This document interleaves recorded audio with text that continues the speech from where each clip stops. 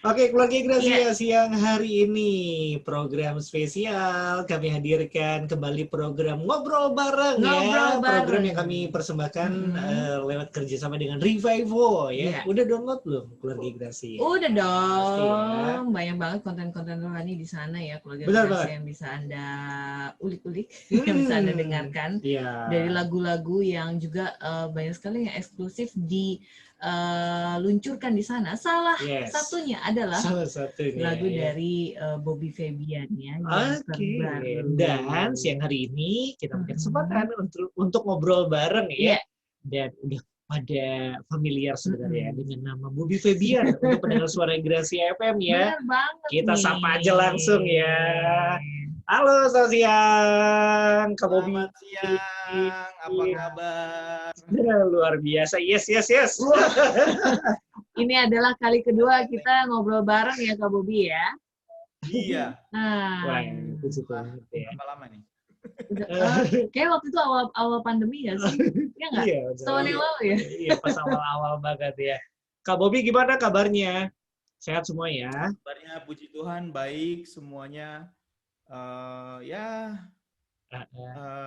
Pertama luar biasa, survive. Survive pasti ya. Ya, Tuhan baik lah, luar biasa. Amin. Ya.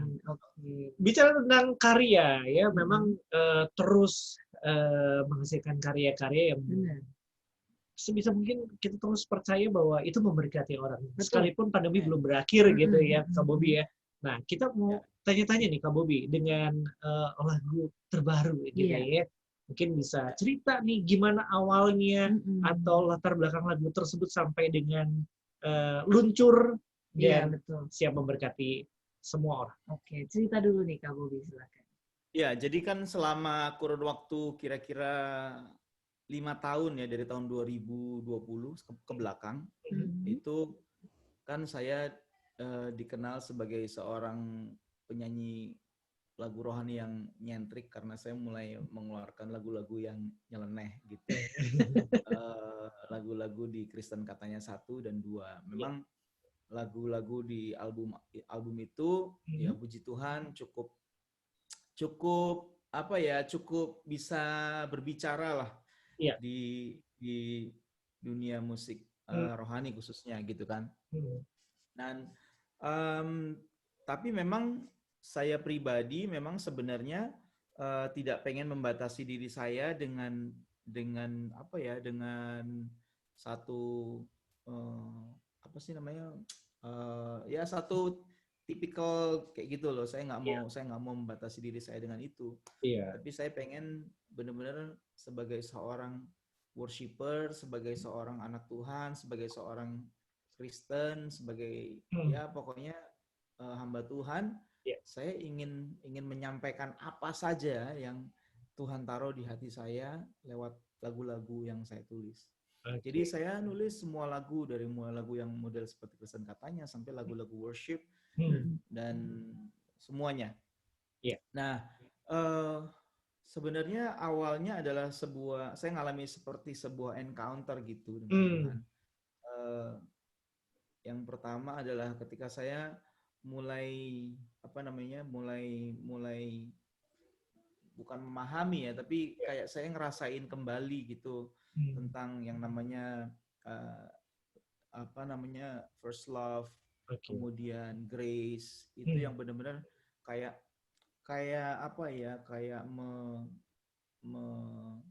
pasti istilahnya kalau jadi booster gitu, jadi energize hidup saya lagi gitu. Beberapa waktu lalu gitu, sebelum pandemi sebenarnya. Dan kemudian saya mengalami bahwa memang ternyata, jadi kan gini, selama kita melayani entah itu di mana aja dan khususnya di atas mimbar atau dengan karya yang kita tulis, sebenarnya pertanyaan saya dari dulu selalu begini, Tuhan, apa sih kebutuhan orang hari ini gitu? Apa sih kebutuhan mereka? Dan saya ini maksud saya secara spiritual gitu. Dan waktu itu selalu begini, Tuhan selalu menjawab gini, kebutuhan mereka selalu dilewatkan ke saya dulu. Artinya ternyata gue ngalamin ini ya, ternyata saya membutuhkan ini, which is ya ini juga yang dibutuhkan oleh banyak orang gitu. Yaitu kesadaran bahwa Tuhan itu mengasihi kita. Oke. Awalnya dari itu. Iya. Karena ada banyak kita kita terlalu sibuk membuktikan diri bahwa kita mengasihi Tuhan sampai kita lupa menceritakan bahwa Tuhan lebih mengasihi kita daripada kasih kita kepada Tuhan gitu. Nah, sebenarnya awalnya dari situ. Makanya di album ini, walaupun album worship, banyak album temanya pemujaan, tapi senternya adalah God's love gitu. Kasih Tuhan yang hidup di dalam kita, itulah yang memampukan kita untuk melakukan banyak hal. Karena tanpa kasih itu sebenarnya kita nggak bisa ngapa-ngapain. So, artinya kasih Tuhan bukan cuman sekedar sesuatu yang bisa kita rasakan, tapi kasih Tuhan itu benar-benar jadi pijakan kakinya kita untuk kita lakukan apapun. Artinya kita lakukan apa saja karena kita sadar kita dikasihi Tuhan. Gitu. Jadi awalnya karena saya mengalami itu, ya kan? Karena kalau saya tulis di press release lah ya, yang saya tulis itu, saya menulis bahwa saya juga selama saya melayani mengikut Tuhan, saya mengalami on off, jatuh, bangun dan sebagainya. Nah, cuma kan orang jatuh bangun lagi it's good.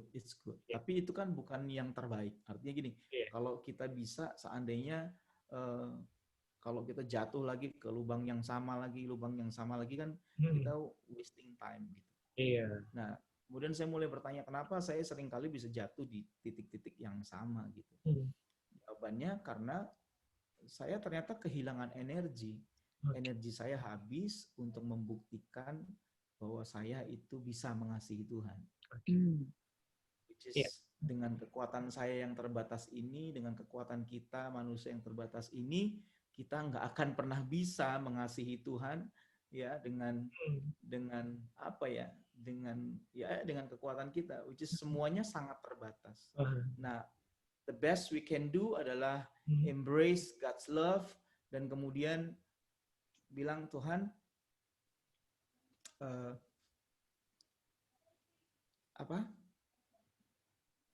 aku memang nggak bisa bikin apa-apa, cuman karena kasih Tuhan aku bisa bikin ini gitu. Oke.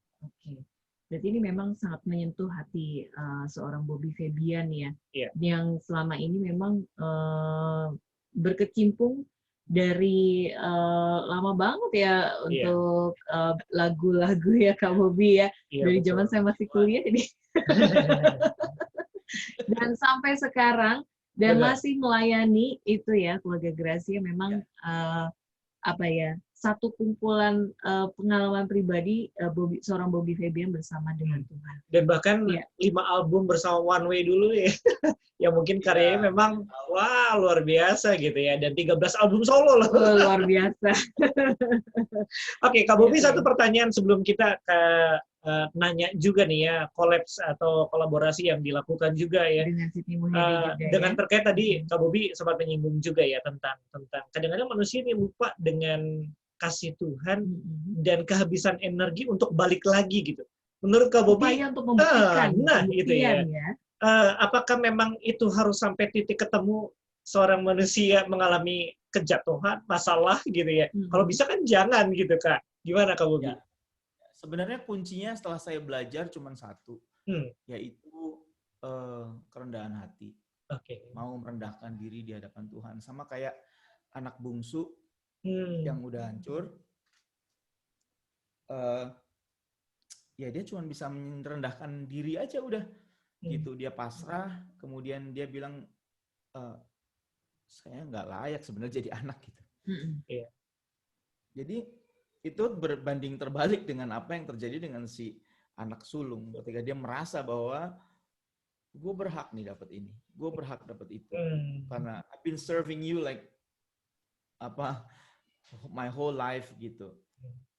Tapi ternyata yang sebenarnya Tuhan cari kan adalah sebuah keterbukaan. Nah, kadang-kadang kita capek karena kita we are trying to cover something dengan segala sesuatu yang kita bisa buat, all those activities itu segala macam, yang itu akhirnya itu bikin kita kering, capek banget gitu. Aduh, kenapa ya? Apalagi kalau kita membuktikan sesuatu, kita pasti punya harapan-harapan tertentu. Kita pasti punya apa ya?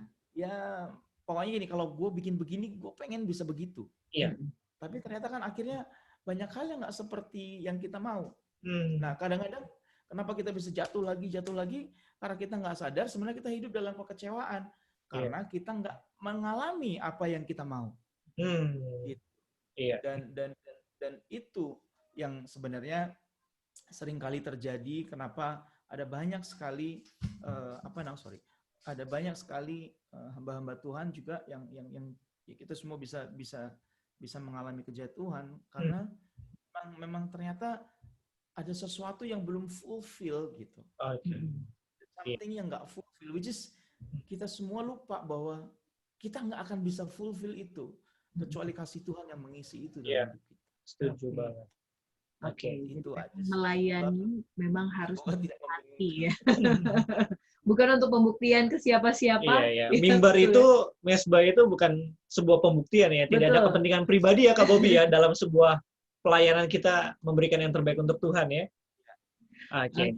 Ya, kita kembali tentang lagi karya ke yang besar. Karya betul. yang besar yang dirilis tanggal 5 Februari ya tahun 2021 dan dirilis di Revival.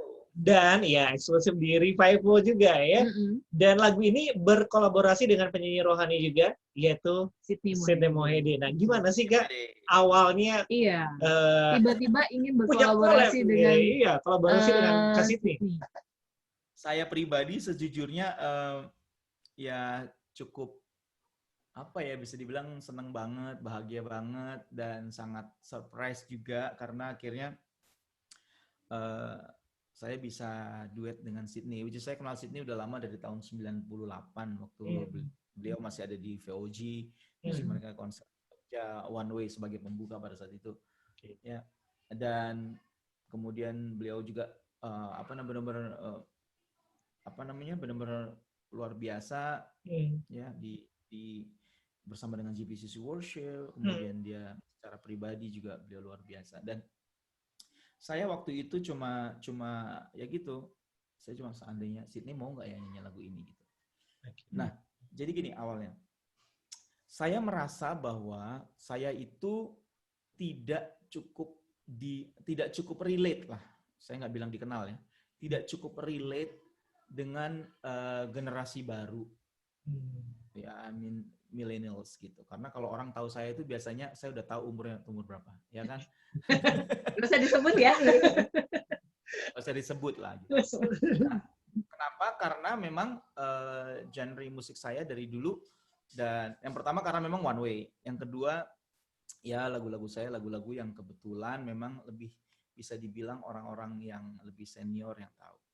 Tapi saya pengen nih punya attachment lah dengan millennials gitu.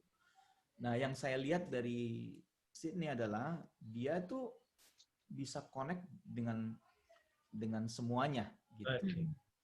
Itu salah satu yang saya benar-benar salut.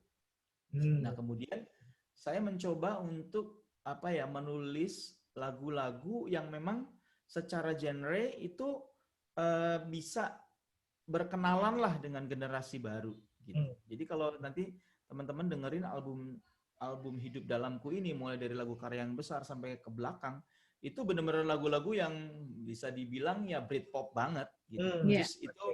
Itu yang sekarang dikonsumsi oleh anak-anak muda di dalam gereja, youth dan segala macam, mereka memang sukanya yang begitu-begitu gitu. Walaupun lagu-lagu yang old pun mereka tetap bisa ini ya, tapi artinya saya pengen ada di posisi di mana saya bisa membangun attachment dengan mereka. Nah, makanya itu yang pertama. Yang kedua, kemudian saya pikir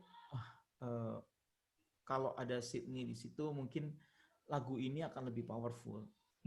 Karena nggak tahu ya, Saya ngerasa bahwa saya ngerasa saya pribadi waktu saya ciptain lagu ini, saya ngerasa kayak this is deep gitu, gitu. Terus ada orang yang juga deep gitu untuk bisa bawa lagu ini ke atas gitu. Dan bukan cuma bawa lagunya tapi message-nya, bawa message ke atas. Dan saya memutuskan untuk nawarin Sydney gitu. Dan puji Tuhan Sydney mau. Awalnya dia bilang, gue denger dulu lagunya gitu. Wah, saya udah, aduh. Ya, walaupun dia temen, dan saya tahu, tapi saya tuh tetap merasa dia senior saya. Gitu. Jadi saya juga ada kegentaran lah pada saat itu. Cuma akhirnya waktu Sydney bilang, wah, gue mau yuk, let's collab gitu. It's a great song, dia bilang. Wah, puji Tuhan. Nah, dari situlah akhirnya bisa. Dan proses rekamannya, cuman saya kirim musik ke dia, kirim demonya ke dia, kemudian kirim apa tuh namanya, dia punya apa tuh -1, coba segala macam data, dan dia take sendiri, saya take sendiri. Karena kondisi kita kayak begini ya, kondisi pandemi dan Sydney juga sibuk. Dia bilang, gue cuma bisa take tuh kalau malam-malam setelah anak-anak tidur karena studio di rumah dia. Terus aku bilang, awalnya saya bilang kita bisa nggak ketemuan? Dia bilang, aduh kayaknya susah karena gue harus take malam-malam. Oh ya udah, that's okay. Gitu. Saya cuma kasih guidance sedikit. Saya minta ada sini ada ini dan senang banget jujur karena Sydney sangat humble banget, dan dia benar-benar dia bikin apa yang seperti saya minta gitu ya. Itu sih benar-benar apa ya, dari hati saya yang paling dalam ya. I would say thank you to Pastor Sydney Mohede. Dan itu dan itu semuanya berjalan dengan baik, dan akhirnya sempat ngulang sekali doang. Tapi pada akhirnya semuanya ya seperti yang udah jadi sekarang ini.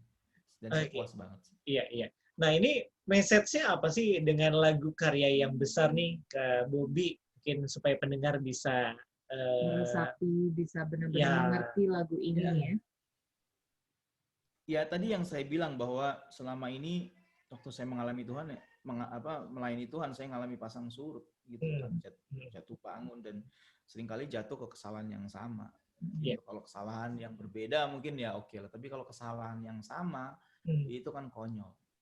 Apalagi dengan usia saya gitu ya. Artinya ya usia yang harusnya udah nggak terlalu boleh bikin banyak salah. Jangan terlalu banyak salah kalau udah tua. Iya. Kelihatan 30 ya. 30 plus berapa? Jack Ma berkata hal yang sama. Jack Ma berkata hal yang sama. When you nggak sebut. Artinya gitu. Saya selama ini selalu berusaha dengan kekuatan saya untuk bangkit, untuk membuktikan saya bisa. Trying to prove I'm better. Cuman ternyata lemes lagi, capek lagi, gitu. Nah, saya baru menemukan bahwa begini. Banyak anak-anak bermasalah, betul ya? Anak-anak itu banyak yang bermasalah. Nah, anak-anak yang bermasalah itu bukan anak-anak yang tidak sayang orang tua. Betul ya? Kalau mereka tanya, do you love your parents? Yes, I do. Terus kenapa lu berantakan gitu? Gue bukan nggak sayang orang tua. Gue nggak bisa merasakan kasih sayang orang tua. Gue nggak ngerti cara mereka ngasih sayang sama gue. Jadi masalahnya adalah karena nggak ngerti. Nah, jujur sebagai manusia, cara kita mengasihi anak itu memang ya banyak salahnya kan gitu. Ya saya punya anak-anak ya kadang-kadang saya kerasin, waktu saya keras juga mungkin mereka juga kadang ada yang sakit hati. Ya maksud saya itu saya manusia biasa. Tapi Tuhan kan tidak pernah salah. Masalahnya adalah kita nggak tahu, kita nggak sadar bahwa Tuhan tuh benar-benar sayang sama kita. Kita menghukum diri kita sendiri ya dengan cara membuktikan sedemikian rupa dengan pemikiran begini, kalau Tuhan tahu gue sayang sama Tuhan, Tuhan pasti juga lebih sayang sama gue. Jadi kita membandingkan kasih Tuhan yang unconditional itu dengan cara kita mengasihi yang sangat conditional ini. Iya. Itu yang bikin kita capek sebenarnya. Nah, lagu ini adalah lagu sebenarnya yang mengatakan bahwa, waktu lu bikin salah dan lu kembali, lu Alkitab catat kok, yang lari bukan anaknya, bapaknya yang lari. Gitu. Dia yang lari, dia yang peluk kita. Artinya dia nggak peduli lu dari mana, gitu.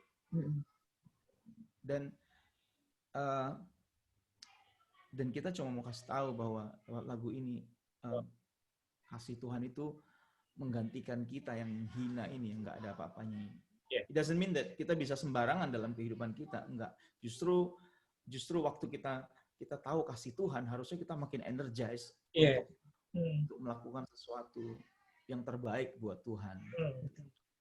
Oke, dan ini sebenarnya message-nya bagus ya, Kak Bobby ya, karena memang anak muda sendiri memerlukan father's love gitu ya, hati bapa yang mereka nih memang benar-benar perlukan gitu. Kadang-kadang bukan berarti mereka ya mungkin ada yang nggak komplit gitu ya, tetapi figur hati bapa itu, penerimaan kasih bapa itu jadi salah satu poin penting di era kaum milenial sebenarnya ya.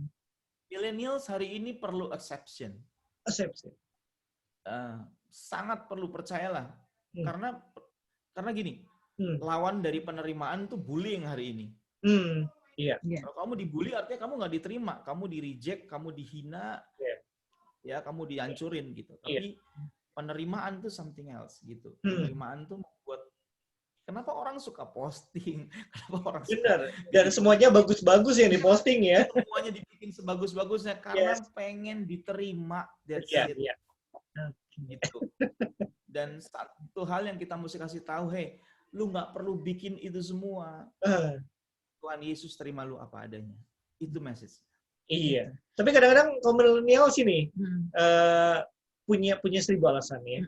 Iya sih, Tuhan tuh perlu hati kita gitu. Tapi manusia tuh lihat rupa gitu, lihat tampilan kita gitu, Kak Bobby ya. Lihat gimana kita gitu ya. Di titik tertentu tetap mereka akan ngomong seperti itu. Tapi nanti di titik tertentu juga mereka akan benar-benar cari benar-benar siapa orang yang mereka akan dibawa betul ya. Kita berdoa supaya lagu ini benar-benar bisa masuk ketika mereka memang kami. Oke. Kak Bobby, kita harus mungkin bisa Kak Bobby menyanyikan sedikit ya. Nggak perlu ada backing vokal ya Kak Bobby ya. Ini saya nawarin. Saya nawarin ke Billy. Tinggal 8 menit ya? Iya, tinggal 8 menit.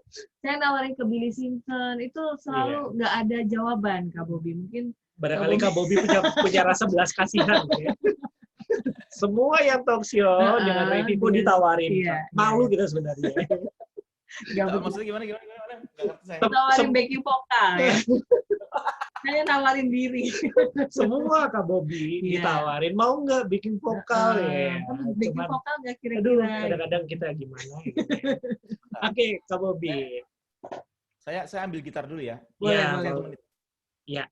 Jadi nggak nyampe semenit. Oke, jadi keluarga Grasi jangan lupa Anda bisa dengarkan karya yang besar di Revivo ya. Dan jangan lupa di radio kesayangan Anda di Suara Grasi FM. Bisa dari jam 1 siang sampai jam 3 siang.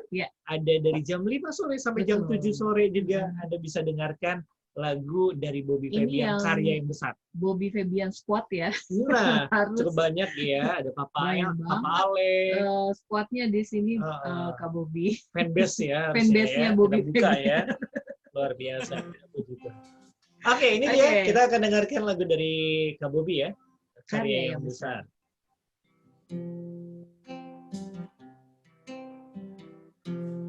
Kau ingat kesalahanku, pelanggaran masa lalu, dengan kasih dan anugerah-Mu Kau berlari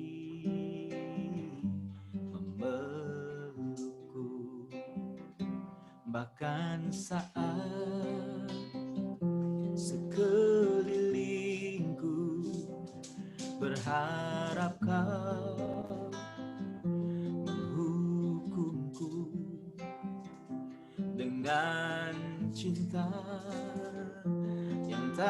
bersyarat Engkau Yesus menyambutku, Engkau Yesus menyambutku.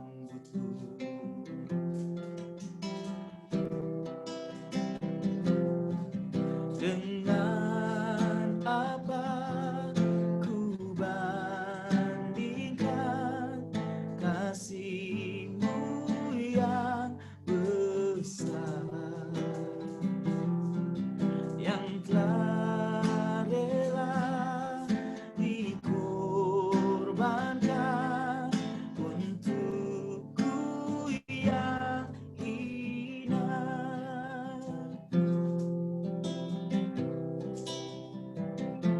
Tak terukur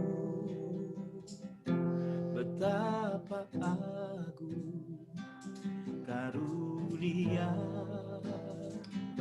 yang ku dapat, pengampunan yang Kau berikan, lepaskanku dari maut, lepaskanku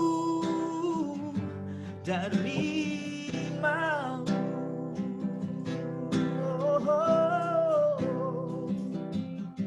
Dengan apa ku bandingkan kasih-Mu yang besar,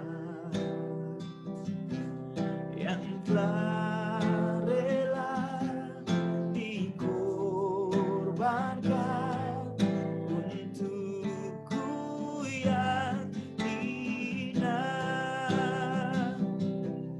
Ku berikan kehidupan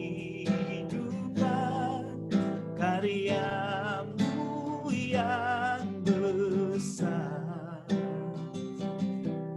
Kaulah Raja, Kaulah Tuhan bagiku selamanya. Kaulah Raja, Kaulah Tuhan bagiku selamanya.